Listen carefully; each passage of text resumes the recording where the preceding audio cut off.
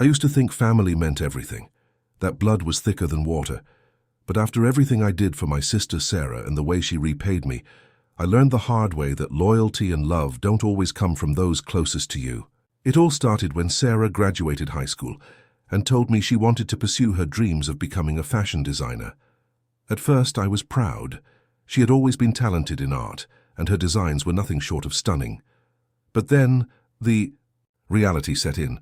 Fashion school was expensive. She didn't have the money to attend, and neither did I, but I couldn't bear the thought of her dreams going unfulfilled. So, I did what any older brother would do. I sacrificed. I was working a steady job at a small marketing firm, just getting by when I decided to take on a second job as a barista at a local coffee shop. I barely had time for sleep, let alone a social life. Every cent I earned went straight to Sarah's tuition, rent, and living expenses. I did everything I could to keep her afloat, even when I could barely keep myself from collapsing. I would come home exhausted every night, but it was worth it. Every smile she gave me when I handed her money, every grateful word she spoke, made the sacrifice feel like nothing. I told myself it was temporary, just a few years, and then Sarah would be on her feet. She'd get the job of her dreams, and I'd get my life back, or so I thought. It wasn't long before Sarah's attitude started to change. As she got deeper into the fashion world, she started to hang out with people from wealthy families, and slowly my sister became a different person. She would criticize my job, my boring life, and the mediocre world I lived in. She started to tell me that I was just stuck in a rut, that I was a loser for working 2 jobs when I could be doing so much more with my life. At first I shrugged it off. I told myself it was just the influence of her new friends, the glamour of the industry she was diving into.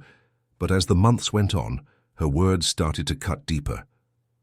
"You know," she'd say, after a long day of shopping with her new friends, "if you had just been more ambitious like me, you wouldn't have to work all these dead-end jobs. You could actually enjoy your life." It wasn't just that she was rude or dismissive of me. She was outright cruel. I began to notice that she started to treat me like I was beneath her, like I was nothing more than a cash cow for her dreams. She didn't ask how I was doing anymore. She didn't ask about my day. It was always about her, her problems, her needs, her desires. One day, after I had just come home from working a double shift at the coffee shop, I had enough. She was sitting on the couch in her usual spot, scrolling through her phone, complaining about how expensive her new dress was.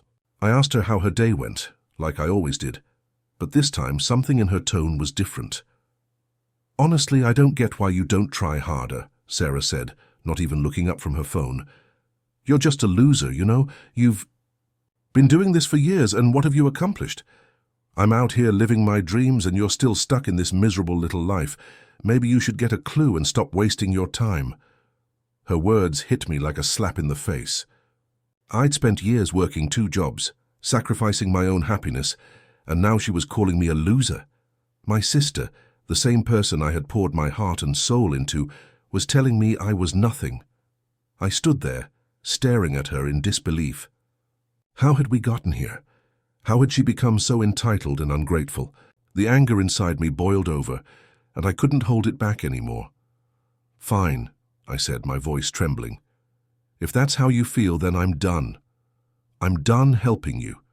I'm done sacrificing everything for you.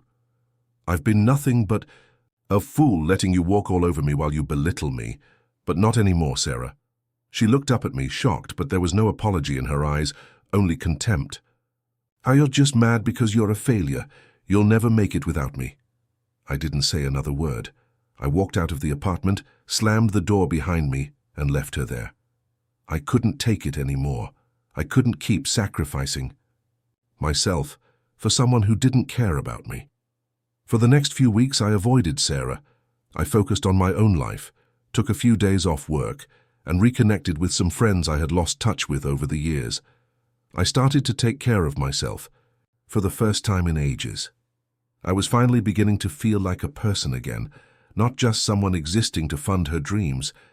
But Sarah didn't take it well. She didn't even try to apologize. Instead, she spiraled. Without my financial support, she quickly found herself struggling. She had a part-time job, but it barely covered her expenses, and the fashion world, wasn't as glamorous as she had thought.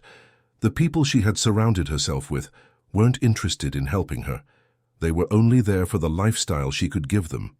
I heard through mutual friends that she'd been living off scraps, borrowing money from anyone she could, but no one was willing to give her what she needed. She couldn't afford rent and ended up getting kicked out of her apartment. Without my help, she had nothing. Meanwhile, I was moving on with my life. I got a promotion at my marketing job, which gave me more stability. I started making plans for my future and realized that I had so many possibilities ahead of me. I wasn't stuck. I wasn't a failure. I knew it was harsh to cut her off, but I had to do it for my own mental health. I couldn't keep giving and getting nothing in return. I couldn't keep being the punching bag for her insecurities. Months went by, and I heard very little from Sarah. She tried to reach out a few times, but I ignored her calls. I was done. The person she had become wasn't the sister I once knew, and I couldn't keep enabling her toxic behavior. Then, one day, I received a message. It was from Sarah. "I'm sorry," it read. "I was wrong. I've lost everything, and I don't know what to do anymore. Can we talk?" For a moment I thought about it. I thought about the good times we shared, the sister I used to admire. But then I remembered how she had treated me, how she had made me feel worthless, and I realized I couldn't go back to that. I didn't respond. Sarah had made her choices, and now she had to live with them. As for me, I had moved on. I was no longer the person who worked 2 jobs to make someone else's dreams come true. I was living for myself, and I wasn't going to let her drag me back into her chaos. Some lessons are hard learned, but I had learned mine. Family doesn't mean sacrificing your happiness for others, especially when those others don't appreciate it. I had done enough for Sarah.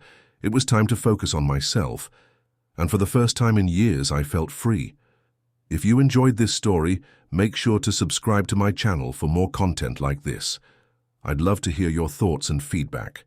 In the comments, feel free to share your own experiences or reflections.